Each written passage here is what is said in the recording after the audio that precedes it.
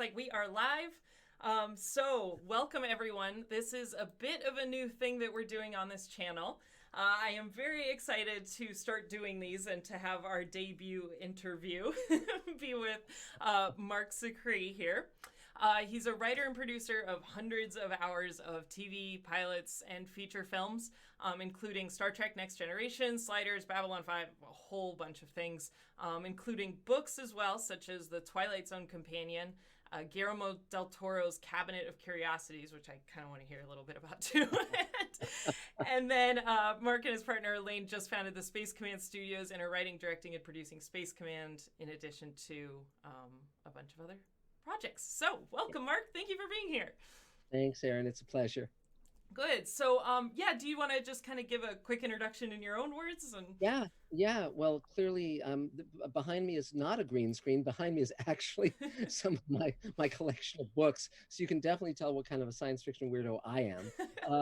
I've loved science fiction as far back as I can remember. When I was 7, my favorite book was Farmer in the Sky by Robert A. Heinlein, which is right there behind me.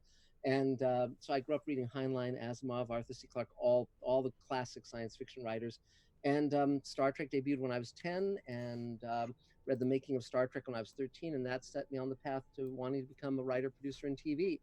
And so I sold my first short story to Damon Knight when I was 19. Damon wrote To Serve Men, which was made into a great Twilight Zone episode. And so started writing the Twilight Zone companion when I was 21, and I was writing for TV by the time I was 22 or 23. So wow. here we are all these many years later, and I'm still writing and directing and producing and having a great time and writing books and TV. So that's my life in a nutshell. Awesome. Have you always stayed kind of just in the sci-fi realm, or did you have opportunities to branch out of that a little bit? Well, interestingly enough, the way I got into TV was writing animation. So I wrote for Smurfs and He-Man and Super Friends and Real Awesome. Ghostbusters and all of that, even though I never really wanted to be an animation writer. It's just how I got into TV, and I brought my A game to it, and I learned my craft. But my goal was always to be on science fiction shows, particularly space-going science fiction shows, and to create one particularly. But I've written, yes, professionally, I've written romantic comedies. I've written westerns. I was producer on Lazarus Man, which was a western that we did with Robert Urich, and cast many Star Trek actors on that show, coincidentally, and including Armin Shimmerman, who's a dear friend. And yeah, I've written across the board procedurals, all sorts of stuff. But my heart has always been in science fiction and fantasy. And then I did a little horror. I story edited Friday the 13th, the series, way back when. And but science fiction has always been the big deal with me. And so it's very fun to be working in this very fertile Yeah. playground. And also the shows we create are remembered for generations. Twilight Zone, writing the Twilight Zone companion. Here we are all these years later from when I wrote it, and it's still as popular and as well known as ever. Yeah. And I always joke that people are still having Star Trek conventions, but nobody's having like a Mannix convention or a Bonanza convention. Yeah. And so That's fair. that really that really points out some of the pluses. Well, for sure. And I think Star Trek has it just has a legacy of changing people's lives, having people go into Yes. careers. And so you obviously roots are in science fiction. What's your relationship been like with science in particular? Science. Well, I grew up during during the Mercury, Gemini, Apollo era, and so I remember one of my earliest memories was in preschool where they brought in a television for us to watch the coverage of Alan Shepard orbiting the Earth. This is, and Wow. so it was a big deal. My mom and I cut out newspaper articles when I was a kid and put them in scrapbook and all of that stuff. And so the science and the science fiction. And again, one thing I tell people, particularly younger people, is when we saw the movie 2001, we thought that was the future we were going to get. We thought that was a postcard from our future, So this was all the one thing that science fiction never predicted was we would go to the moon and then stop. Hmm. You know, so so I'm very, and it's funny because when I was a kid, all the Heinlein stuff, it was always like some crazy millionaire finances Right. the first rocket to the moon or to Mars. And of course, now with Elon Musk, this is with his gigantic stainless steel spaceship. It's exactly what I was in my head when I was a kid reading all these books. But so yeah, so I read, and my dad was in aerospace working at North American Rockwell in the Autonetics division, and I've known many scientists in my time. Neil deGrasse Tyson, in fact, is in Space Command. We just It's shot awesome. his scene with him, which was terrific. And So yeah, I'm very well read in the sciences, particularly astronomy, astrophysics, all that stuff. Yeah. Cool. Are you conscious of the, I guess, impact on science that science fiction can have?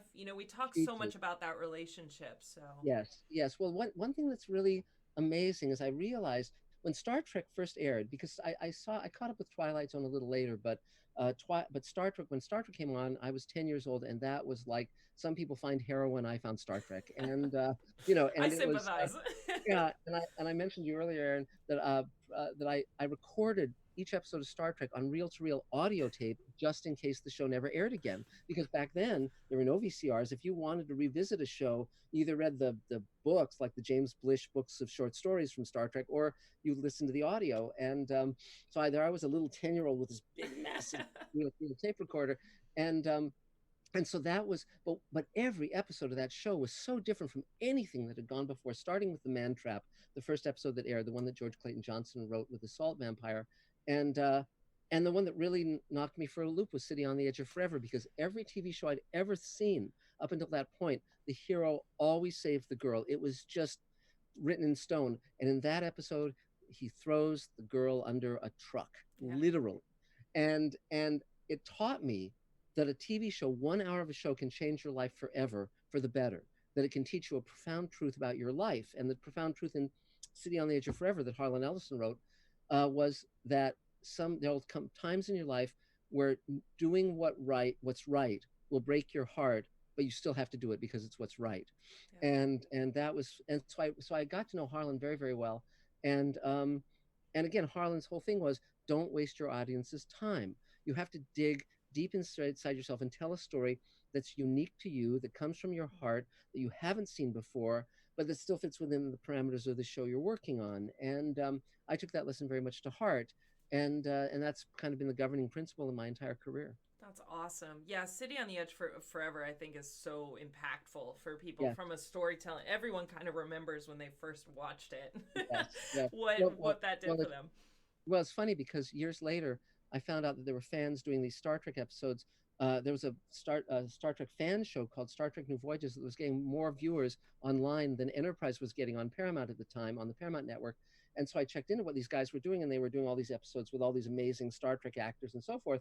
And the sets were great, costumes were great, etc. So I actually co-wrote with Michael Reeves and other Star Trek: The Next Generation writer an episode for George Takei that was called it was an episode that we did with Star Trek New Voyages, and it was nominated for the Hugo and the Nebula, and I very much viewed it as a sequel to City on the Edge of Forever, and Awesome. because I knew that George Takei was never going to get this great Sulu episode he deserved, so Yeah.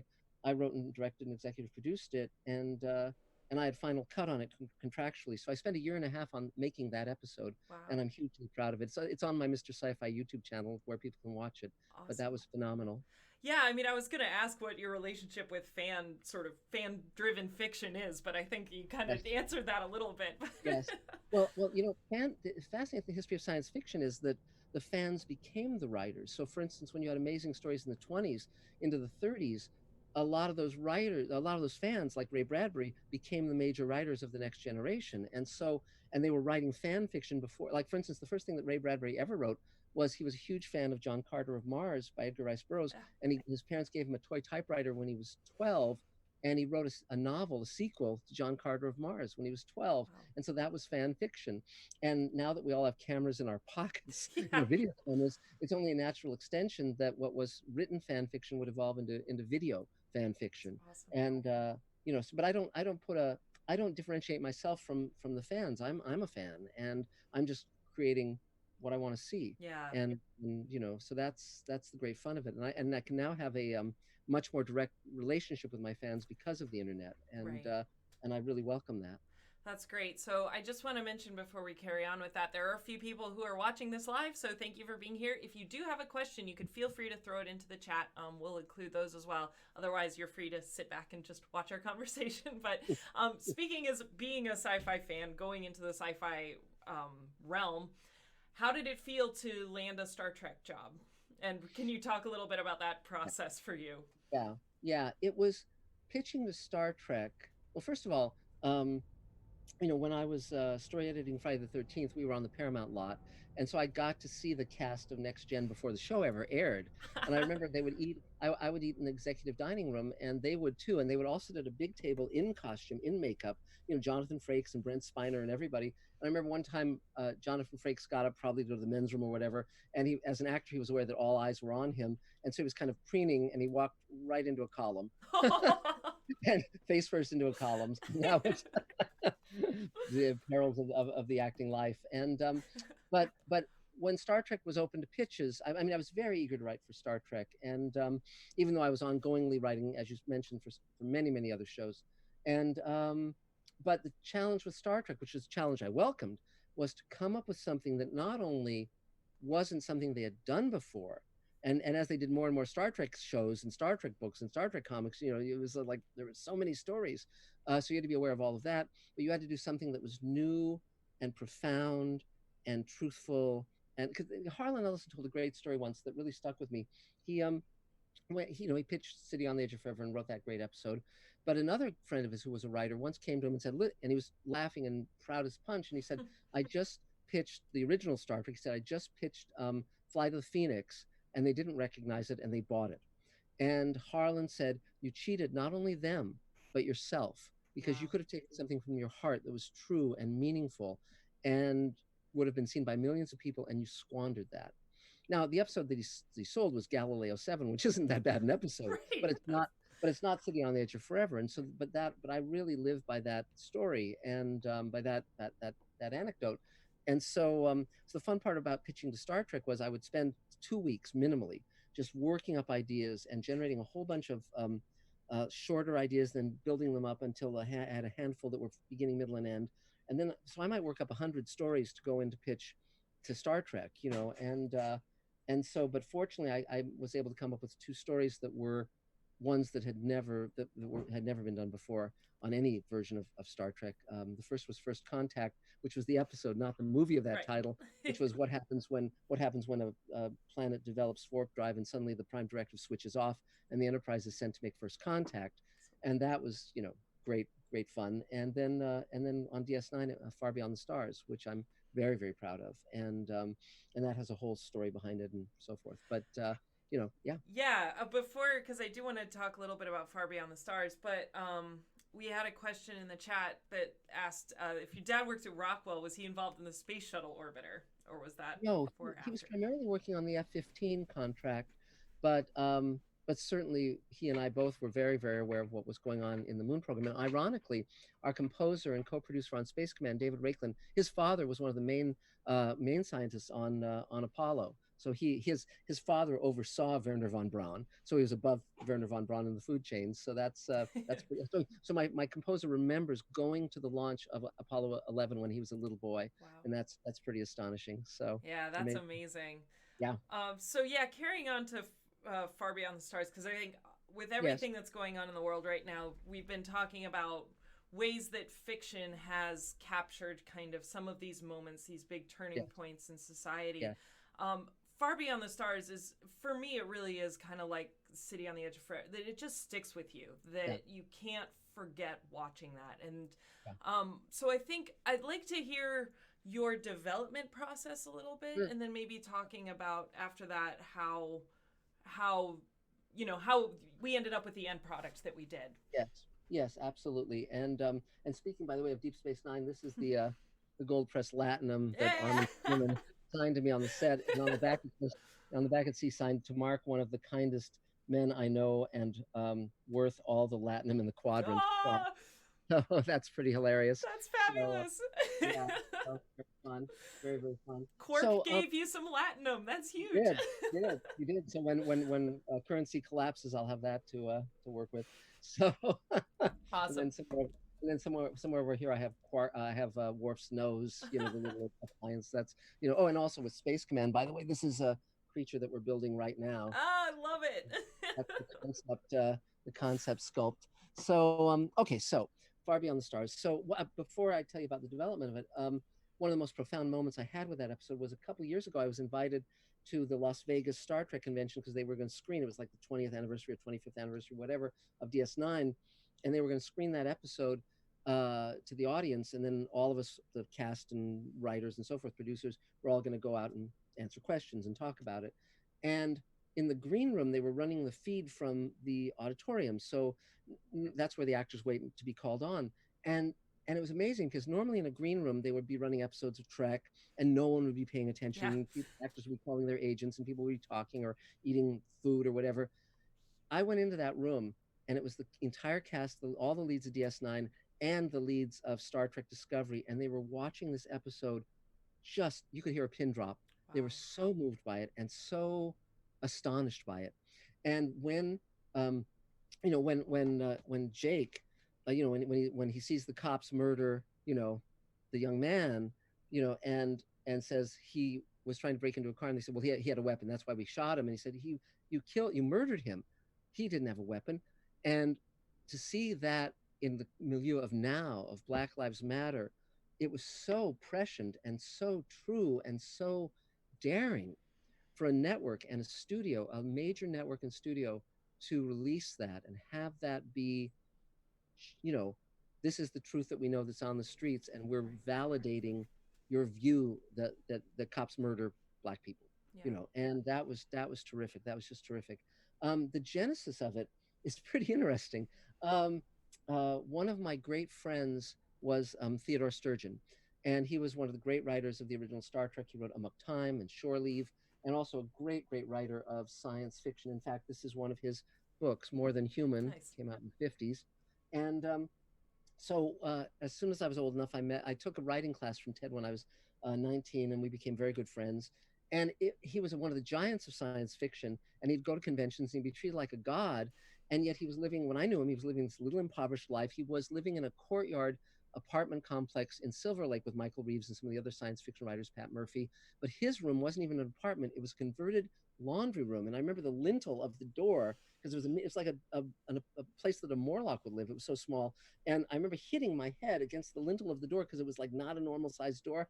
And but you'd go into this little tiny room, and there would be the Hugo, and there would be the Nebula, and Wow. and I was amazed at, and I thought, these guys who founded modern science fiction wrote for the love of it back in the 50s, and they were writing for a penny a word, for 5 cents a word, for Galaxy, or for Worlds of If, or for magazine of fantasy and science fiction, or Astounding, and that's the genesis of the science fiction we have now. If not for those guys, Heinlein and Bradbury and all of these guys, you wouldn't have Star Trek, you wouldn't have Star Wars.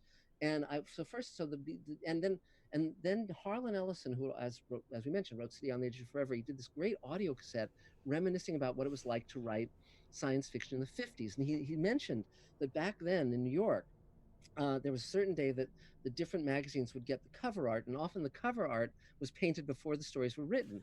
And so, as a writer, you would hustle to get there as soon as that painting arrived, so that you could um, rhapsodize about a story that it inspired to hopefully get the assignment. And Harlan mentioned that the worst cover he had ever seen, that he had to, whore himself to create a story to write, was it was a woman sunbathing on a New York rooftop, and a giant praying mantis or grasshopper was peering over the um, the roof at her. And you don't have to just imagine in your head, because here is that issue. There it is. And Harlan had to say that is a phenomenal piece of artwork up there with the Sistine Chapel ceiling, and Right. it summons up a story in my mind, blah blah blah. And he got the Oh assignment, and the gosh. story's actually in here. And so Wow.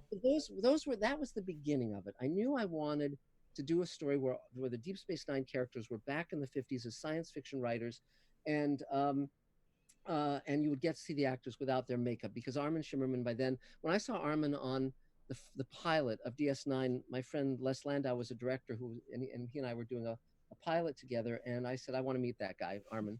And so he took me to on the set, and there was Armin in the whole Ferengi regalia, or Ferengi drag as he called it, and we met and we talked and talked and we hit it off, and we became fast friends. And I said, I'm a producer and I'm going to hire you. And later, when I did, he said, you're the only producer who ever made that promise and kept it. Wow. And so I said, when I was starting to work on this idea, I said to Armin, I'm going to come up with an episode where we'll get to see your face on the show. And he said, wow, that's just amazing to see Rene Aubergenois and so forth. And so then I pitched it to Hans Beimler, who was an executive producer on the show on DS9. And he really liked it. He had been my boss on Beyond Reality, a show that I story edited with Ricky Manning, another his partner, and um, and he loved the idea. At that time, it wasn't about race. It wasn't with Jake and as Benny. We hadn't gotten there yet. It was just the notion of back in the '50s, science fiction writers, blah blah blah. So then. Uh, Hans said, "Well, this is going to be a difficult one to get past, but let me see what I can do." It was a year before he Wow. called me and he said, "We're buying it." And I said, Wow. he called me in my office at Universal, and I said, "Great timing, Hans. I'm writing 2 episodes of Sliders back to back." And he said, when I was also working on the Magic Time trilogy of books and laying out all the storylines for Animorphs and writing the key episodes of that show. I mean, multitasking. Oh yeah. So so the only time I had to even meet with the writing staff was lunchtime. So I drove over the hill from Universal to Paramount, and there was a restaurant next to Paramount called Nicodell's, and the entire writing staff was there. So it was Wow. Hans and Ricky, it was Ira Bear, it was I think Ron Moore was there, I think Brian Fuller was there, just everybody, all around a big table. And in that hour, we basically worked out Far Beyond the Stars. Awesome. And the moment that Ira said, let's have it be about race, let's have it be about a black writer writing in a white world and writing as a white pseudonym, I thought that's great. Hmm. And so then we started talking about what it could be and how it could work. And within the hour we nailed down the story, and we all knew that it was going to be a landmark episode. There was no doubt of that. And Ira said, "Well, let's have Avery direct it because that'll be great with Avery and it'll be great with the studio and it'll give us more ammunition to get this story through." Because he knew we were going to get pushback from the studio because it was so daring. And but for all of us, it was like, and they also said to me, they all loved the Twilight Zone companion. Many have been inspired to become writers because of that book. And they said, "We love the Twilight Zone. We want this to be like a Twilight Zone episode. We do not want it to be like an average episode of DS9 structurally. We want it to be very different." And I said, "Great," Yeah. you know. And then we said, and I mean, we wove it all. And then that weekend, I went home and I wrote the outline, and and basically the only major difference between my outline and the episode was there were two major differences. One was that I had Worf as a prize fighter who instead of a baseball player, and he was involved in a romance Huh. with the one who played the Trill. What's Oh yeah, yeah, Jetsia. Yep. right, Jadzia. He was having an affair with a rich white woman. So I was kind of inspired by the Great White Hope. And then the cops beat him to death. They kill him. And Wow. so that was the difference in my version, rather than a ball player. Because I thought, why is he a ball player? What does that give us? And then the other difference was originally Armin Shimmerman was going to be the editor, sort of like H.L. Gold of Galaxy, who Ah. was a little short, bald-headed Jewish man, and Renee was going to be sort of the blacklisted Hollywood writer who was sort of slumming in science fiction, and sort of like Dalton Trumbo or something. But then Ira was concerned that it would seem kind of like maybe anti-Semitic or something, because of the black Jewish thing, and so he said let's switch that so it's Armin as the writer and Renee as the editor, and so then it became much more like John W. Campbell at Astounding, who was a tall, thin guy with a big beak of a Yeah. nose, and it worked fine, of course. So I wrote the outline, and then the fascinating thing was I called Harlan Ellison for research advice because I wanted to know what it was back back then, specifically some specific details, and if there were any black writers who were writing under white pseudonyms. And he told me that there were no science fiction writers, but there was a writer named Frank Yerby who was a mainstream writer that he knew. And so we talked about that, and it was very gracious of Harlan to talk to me about this because he was very embittered against Star Trek, very embittered. So the fact that we were friends to a degree that he would that we helped me with the storyline and just advice and details was great. So I turned in the outline, and then Hans called and said, "Well, we love the outline, of course. It was solid, and but they were going to write it in house because I'm a producer on Sliders." So I called Ira and I said, "Look, I this is going to be a landmark episode. I would love to write the script, and I can absolutely do it. I have the bandwidth." And he said, "Well, but he said, look, the only way I'll let you write it is if you quit your job on Sliders." Now I was writing 2 episodes back to back. They were really dependent on me. If Yeah. I quit, I would have left them so screwed. But I actually considered it for about 90 seconds, and then I just had to say, "No, I can't do it. I can't do it." But the interesting thing about that was obviously they kept me in the loop, and the script, of course, Hans and Ira wrote it, and they did a great job. And I knew it was going to be terrific. Everyone was bringing their A game. The production quality. I mean, and during that lunch with the team, Ira said, "We're going to put this in Sweeps Week. We're going to fast track this because Sweeps Awesome. Week, of course, is when they set their ad rates. They knew this was going to be a terrific episode, and they put so much money into creating that New York street scene with the Yiddish, with the Orthodox Jews Yeah. and the nun and the newsstand and all that stuff. Buses, period buses. I mean, phenomenal. Yellow cabs, Yeah. and so when they were shooting, ironically, they were shooting one of my episodes of Sliders that week and my episode of Deep Space Oh Nine. my Two studios were gosh. shooting my work simultaneously, and ironically, I'd written a role for Armin in Sliders, an episode called Slide Cage, and I'd actually had an in joke where this character says, my favorite TV show was Beauty and the Beast, not the Disney one, but the Ron Perlman one, because Armin was in that, and I actually wrote the last script ever commissioned for that show. How It was an in funny. joke for Armin Shimmerman to say it, but then, so if you ever watch that episode, you'll see that another actor says that line that makes no sense. But Wow. because there was one day overlap between my DS9 episode and my Sliders episode where we couldn't get Armin, and that was why he wasn't in my Sliders episode. But one day, I took a photo of myself with cast on Sliders on the set on the stage, and then drove over the hill and got a photo with the DS9 cast with me in the same clothes.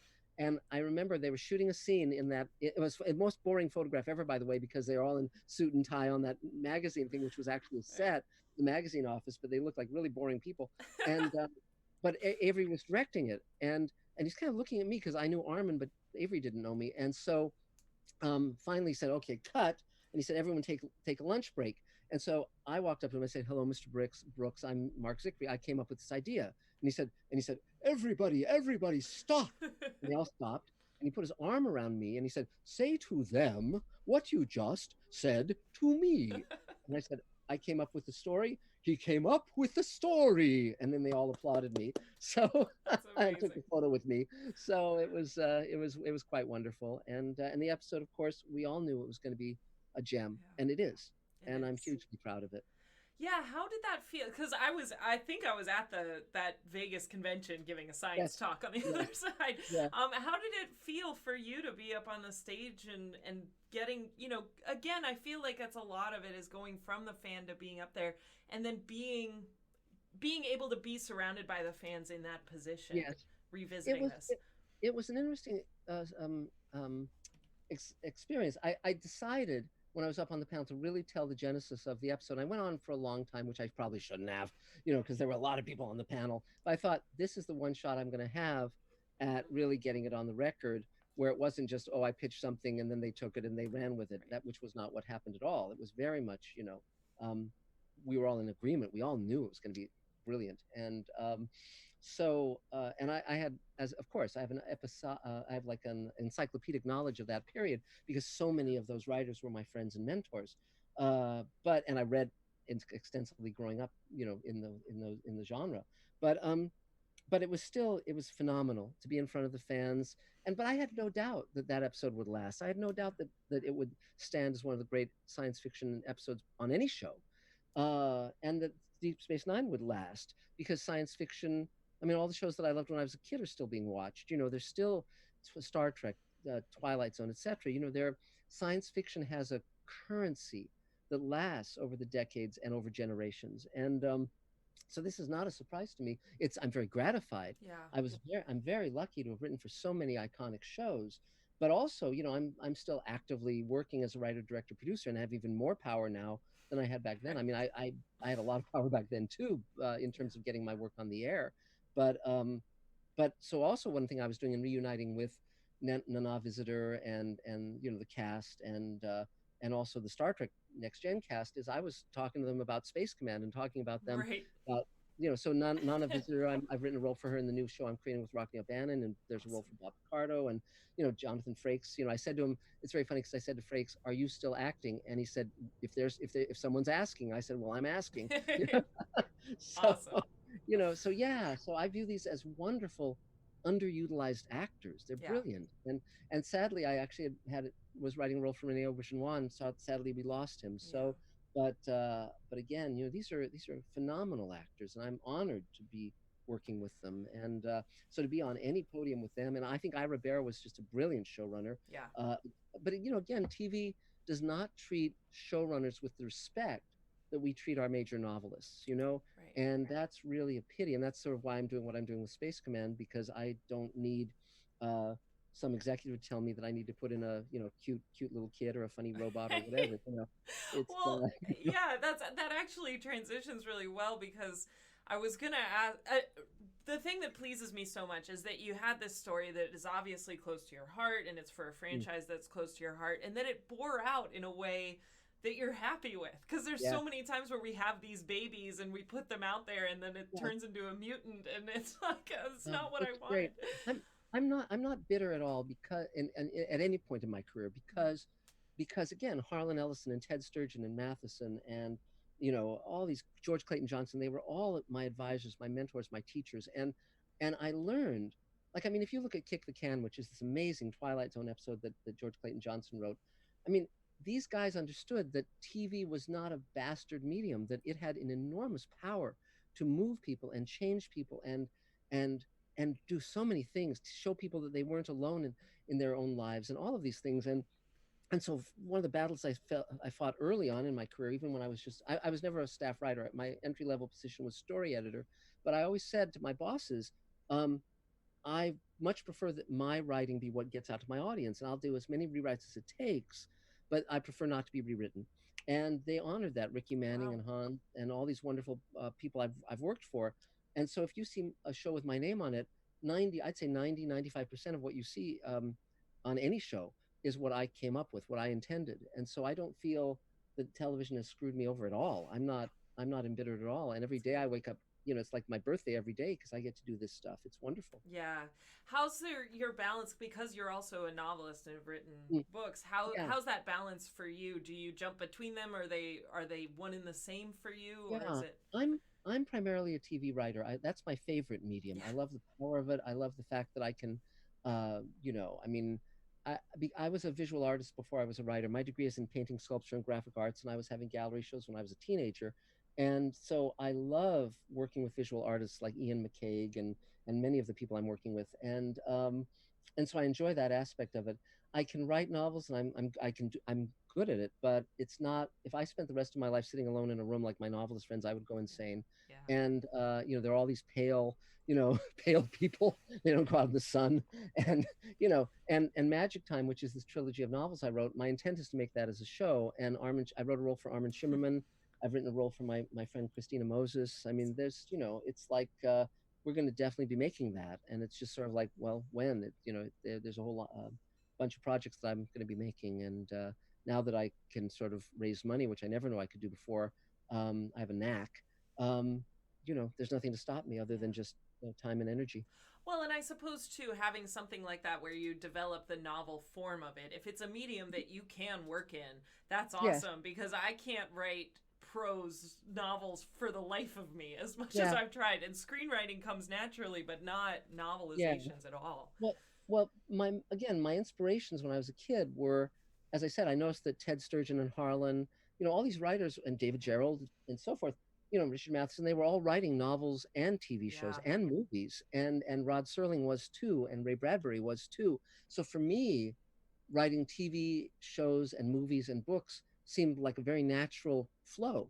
And it was very hard to convince my agents of that, because like at one point with Magic Time, I said to my book agent, well, I also want to get an audiobook deal. And he said to me, well, why would you want that? And I said, because then the book is in two different sections of the bookstore. Yeah. You know, Yeah. I mean, it seemed like obvious. But also, I always, to the young people that I mentor, and I mentor many thousands of young people in the industry, via this roundtable that I do, I always say you have to have a cornerstone on any intellectual property. And that cornerstone can be a novel, it can be a comic book, it can be a video game or a TV show or a movie, but it has to be something that is actually legitimately out in the world, where people can see it and buy it. And once you have that, so Magic Time, part of the reason I sold it as a trilogy, knowing that it had to be around for several years minimally, and it hit the bestseller list, and the reviews were great. But I knew that that cornerstone would legitimize it as a property, as an IP to the buyers in television. And so it's under consideration at Amazon right now. Awesome. but I'm going to make it whether or not they make it, so it's, Because you have why that not? power now, which I is do. great. I do. It's great Yeah. fun. Yeah. Yeah. What Yeah. Yeah. what got you into that realm of developing your own production studio and Well, going down that path? yeah, there were several things. I started this roundtable of mine 27 years ago because my friends in Hollywood were all bummed out and depressed. And I thought, well, I'm not just going to complain about it. I'm going to do something about it. So I started having this roundtable at this restaurant where people could come every Thursday, and we'd all have a meal, and everyone would go around the table and talk about what they were up to, and there'd be no judgment of who was deserving, no judgment of Right. who you had talent, none of that. Just like if you come with a good heart, you're welcome. Writers, directors, actors, producers, anybody in film, TV, or Awesome. books. And then once you came to one meeting, you could get on the email list, and then you could send out emails saying what you needed. And it grew and grew to thousands of Cool. people. And then there were offshoots all over the country, and now we have thousands of members, and we're doing it still on Zoom every Thursday. And so I started hearing about crowdfunding. Now, at the same time, when Ray Bradbury was still with us, I know one of my favorite books is The Martian Chronicles, and and as I mentioned, I just took the first edition and made a copy of it and put Elon Musk's face on it, so there you can see that. Well, and this is not the original book. I made a copy, so do not worry that I'm defacing a first edition of the Martian Chronicles. But I noticed I've loved that book forever, and but when I got to know Ray really well, I found out that there were 22 Mars stories that he had written that followed the same structure and the same chronology as the Martian Chronicles, but weren't in the Martian Chronicles. Wow. And so I said to Ray, "Well, can't would you allow me permission to work up an 8-hour miniseries called Ray Bradbury's Lost Mars that would consist of those stories?" And he said yes. He gave me a free option. And then I called my friend Michael Nankin, who was one of the great directors on Battlestar Galactica, and I said, "Do you want to produce this with me? We'd produce it together, you'd direct it, and I would write it." He Yeah. said, "Great." So I outlined it and I took it out and we pitched it and we could not sell it. And Wow. it was so frustrating because it was such a no-brainer to me. And I knew there would be an audience for it, and I knew that it would be great. And I thought, well, Jesus Christ, if these guys don't get it, if Hollywood doesn't get it, let me see if I can try another path. Yeah. And so through my roundtable, I've been hearing about crowdfunding, and I'd never raised money, but I thought, let's see if I can do it. So, because I wanted to do an inspiring, hopeful vision of the future in Space Command that would be like what Star Trek had been for me when I was a kid. Because people forget the original Star Trek was done during the Vietnam War, during the riots in the streets and the civil rights movement and police brutality and all this stuff. But Roddenberry still had the vision to say we can reach across boundaries and barriers, we can create a better future. And he inspired millions of people around the world who've made the world better in many, many ways. And at that time, a few years ago, all the science fiction was very dystopic, very dark. I loved Battlestar Galactica, Ron Moore's version, but they never even had a birthday party on that show. It's like, That is a dark show. that was Yeah. a dark show. I Yeah. mean, one of the characters, I won't be able to spoil things, but one of the characters goes on a date and then kills herself Oh afterwards. no. That's kind of the show. And so I said, I want to do something hopeful and not rose tinted glasses, but basically just saying we can make a future worth living in. And so I thought, well, and then a lot of my friends are showrunners, and they said, well, let's team up and take it in and pitch it and get a pilot deal. And I knew we could do that, but then I could get cut off at script or cut off at pilot, or they could give me notes that would wreck it. Yeah. So I thought, let's just see if I can raise money. So we set a target of $75,000 to raise in 2 months. And we started the campaign and we raised that in 3 days. And over the course of 2 months, we raised $210,000. And Wow. that was enough for me to open my studio and start building sets. And ultimately, my audience gave me, to date, they've given me close to $1.5 million. Wow. And with that money, I was able to shoot the 2-hour pilot, the second 2-hour story. It's structured as a 12-hour season with 2-hour stories that break down the middle as 1-hour episodes that then build to a larger arcing story. And I reached out to my friends, and I got this dream cast. It was Doug Jones, Robert Yeah. Picardo, Mira Furlan, Bill Mumy, Bruce Boxleitner. Wow. And since then, of course, as I've mentioned, we've added Neil deGrasse Tyson, we've added Armin Shimmerman, we just shot a scene with Barbara Bain from Space 1999, which was a dream come true, Mission Impossible. And and there's more to come. It's like everyone I approach says yes. And so the first hour is on my YouTube channel, Mr. Sci-Fi, and we're actively pitching the show to Amazon now. And I'm happy to pitch it to other networks. It's not that the networks or the VOD platforms I object to them coming aboard. I just don't want them to come aboard. I want them to come aboard as partners to distribute and finance, but not as my bosses where they can say, you know, fuck it up. Yeah. You Because know, you lose that power, like we were talking yes. about. Yeah. Yes, well, I've worked for all the major studios and Yeah. networks. As you mentioned, hundreds of hours of network TV, and I've literally been in rooms where I once heard the head of the Sci-Fi Channel, and this is not the one who's the current guy, so I'm not impugning anyone. The head of the Sci-Fi Channel said to me in a meeting, "I tried to watch Babylon 5, and I just don't get it." And then he said, I've tried to watch Sliders, and I don't understand it. And this is the guy who's the head of the Sci-Fi Network. Ah. And it's like, and you want to say to him, well, you should just like tender your resignation and go home and work on something like, making sculptures of horses or whatever, because you're not the right guy in this job. But you can't say that Right. because that's the guy who's writing your checks, Yeah. you know. So, but Wow. so now I have my own physical studio. We're building sets right now. We're building 8 foot tall creatures. And again, we're observing coronavirus restrictions, Right. so we only have 1 or 2 people in the studio, and everyone wears masks and social distances. But the fun part was, um, and we're in post production on hours 2 and 3 and doing visual effects and all that stuff. The first hour of Space Command has 900 visual effects shots, which is Wow. insane. Yeah. My line producer said to me, my post production producer said, there are 8 shots in the first hour that don't have VFX, not 800 shots, 8. 8 shots. Oh my gosh. So that was great. But That's um, amazing. but meantime, we're building spacesuits, we're building alien spaceships, we're building a futuristic car, That's awesome. on and on. But during the COVID pandemic, when we were all put in lockdown, I had this crazy idea, which was I realized that all of my actor friends were also locked into their places going Yeah. crazy because production had shut down. So Elaine and I decided, well, I decided, and then Elaine came aboard for the ride, my wife and partner. Um, uh, I said, let's do a Space Command episode where the actors shoot their own scenes on their own cameras in their own homes. And because I knew where the first season was going, I'd written the first 8 hours of the first season and Right. outlined hours 9 through 12. And the prequel has already been done as a radio play and a graphic novel. And the first novel is written. So I know where the show goes. Awesome. And there were all these characters that I knew we were going to shoot, but down the road, like Armin Shimmerman's character and Christina Moses, as she stars in A Million Little Things, and she played Sulu's daughter in my Star Trek episode. But so I contacted all my friends, Doug Jones and Bob Picardo and Mira Furlan and Neil deGrasse Tyson and on, and Armin. And I said, "Want to do this?" Mike Harney, who's on Project Blue Book, Yeah. and they all said, "Sure. How? Just tell us how to." Yeah. So we got our DP on the phone with some of our actors, and like Barbara Bain last night, our DP said, "Okay, here, sit here, put the light this way." So long distance, we're guiding them, and some of them are shooting with their own phones, some of them are shooting with their cameras, some, I mean, like their computers, some have 4K cameras, and in one case, we actually took our camera out to someone's house and shot, and again with distancing, social distancing, shot his scenes. Wow. And so we've been shooting scenes with actors in upstate New York, Huh. upstate California, Saskatchewan, Atlanta, Portugal, wherever they are, That's and awesome. shipping costumes to them as well. So, That's and so funny. and we even had a worldwide talent search where we cast 2 actresses who would just audition from wherever they were. And back when we started Space Command, we actually had a worldwide talent search and cast several of our lead actors from that. And so it's been great, and I've actually managed to raise over $100,000 for Space Command during the pandemic.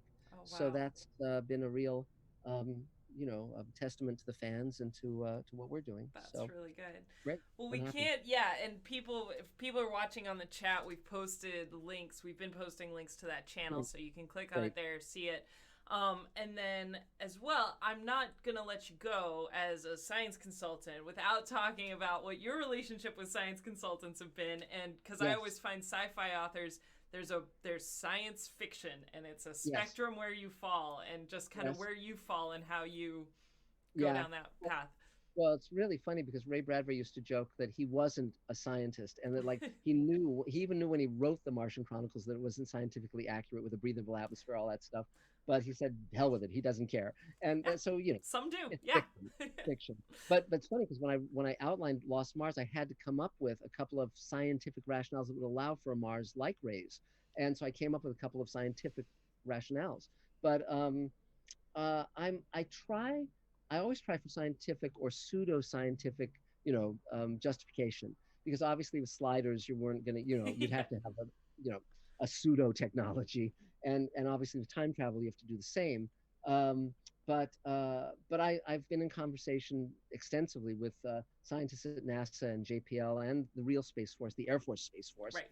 and also with the flight surgeon at the Johnson Space Center and so forth. So I knew that just from a budgetary concern, because Space Command costs us about 300,000 an hour to make, all in, which is astonishing considering that Star Trek Discovery is like 10 million Yeah. an episode, and but um, but I knew I couldn't do zero G. I knew that that wasn't going to be something we could nail. So I talked to them and said, well, we could create something called smart suits that you wear under your uniforms, and they link to the magnetically to the floor of the spaceship, and create the equivalent of 1G using magnetism, and it was just trying the little we can, and the early part of the first season we're slower than light, so we just have fusion drive, but we encounter an alien spaceship that ultimately is faster than light, and then we develop something called the Gernsback drive, which is a joke with Hugo Gernsback, who was one of the founders of modern science fiction. Awesome.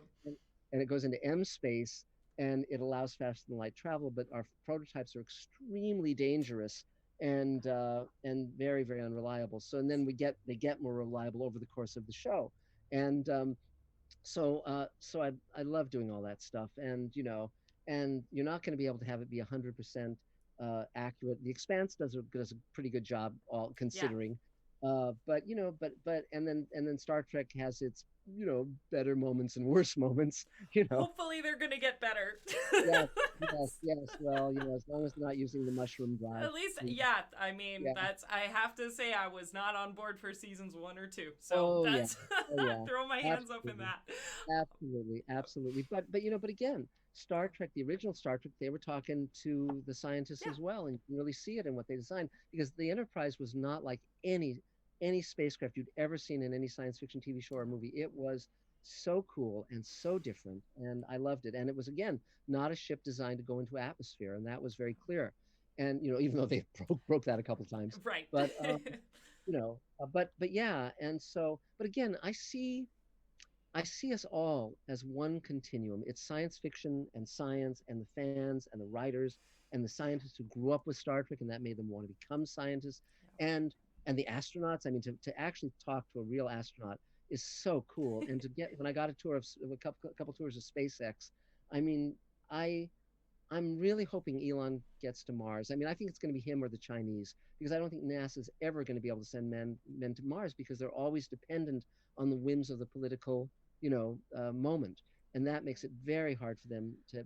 They can mount unmanned stuff, and they've done great stuff with unmanned probes, but the consistency of finance and consistency of mission and a vision, Right. it's going to be the Chinese. And if the Chinese do it, they're going to surprise us. They'll just be suddenly have a guy with a Chinese flag on Mars, and they'll say, voila. But I'm rooting for Elon. Right, right. It's going to be interesting. I think a lot of laws are going to change. A lot of things are going to change in the next few years Yes, when it comes to space yes. flight. Well, the Yeah. fascinating thing about Mars is that it's such a brutal environment. I Yeah. mean, if you combine the worst of the poles on Earth with being underwater, Yeah. and it's like it's even worse than that combination because of the radiation. And I mean, you really wonder, what happened. First of all, what happened to Mars, whether it was an enormous impact that stripped away the atmosphere and destroyed the magnetic pole, or what.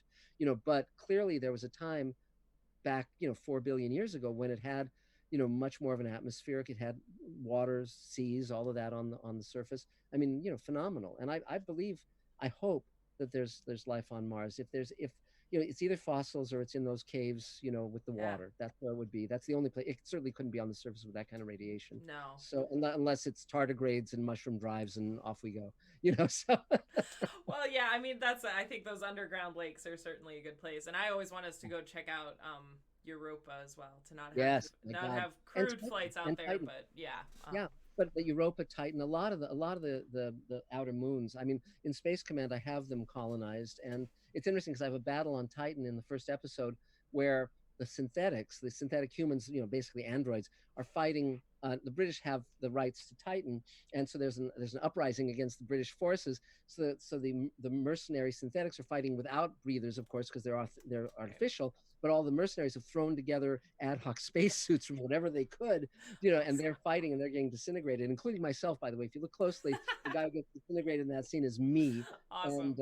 and so yeah. But again, I'm very aware of the technology, and my personal belief is that life is extremely ubiquitous, Yeah. and that anywhere it has halfway of a chance. I think those vents underwater, those thermal vents, really showed us Yeah. how what incredible variety life can have. And so I think it's all over the place. The moment we discover it anywhere off planet, the game's up. Just like with Yeah. planets in other systems, those of us who grew up reading science fiction knew that most stars would have to have planetary systems, and now we know they all do. And Yeah. terrific, great. Do you You know, find that, like, especially with writing Space Commanders things, I find from a writing perspective and from a science perspective, it's a little bit easier to write stuff that's way in the future than it is to write sort of near future, because you have to reconcile technology and what we know. it's And different. Like for instance, the show that Rockney O'Bannon and I are creating is called Sweet Haven, and we actually came up with it before the pandemic.